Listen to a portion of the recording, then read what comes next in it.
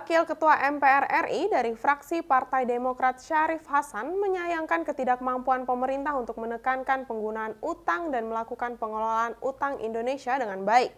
Pasalnya, utang Indonesia kini semakin menumpuk hingga mencapai 7.014 triliun rupiah. Dan kerentanan utang telah melewati batas yang direkomendasikan IMF.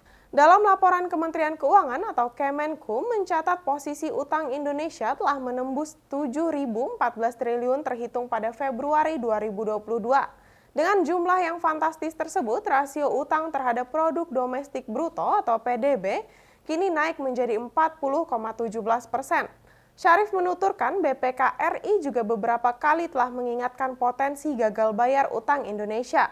Dalam hasil review atas sinambungan fiskal, BPK RI menyebutkan terjadi tren penambahan utang Indonesia dan biaya bunga yang melampaui produk domestik bruto atau PDB sehingga berbahaya bagi kondisi fiskal nasional.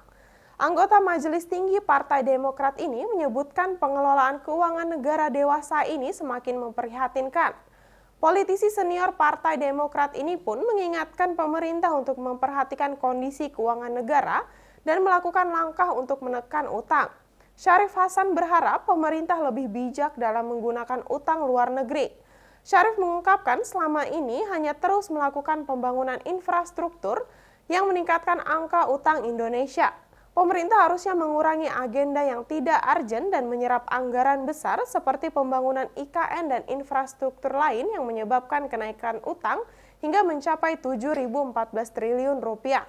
Profesor di bidang strategi manajemen koperasi dan UMKM juga mendorong pemerintah untuk melihat sektor yang lebih prioritas.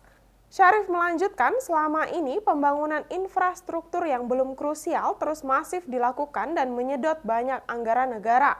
Padahal pemerintah harusnya lebih memprioritaskan penumbuhan dan penguatan ekonomi nasional sehingga mengurangi ketergantungan terhadap utang luar negeri.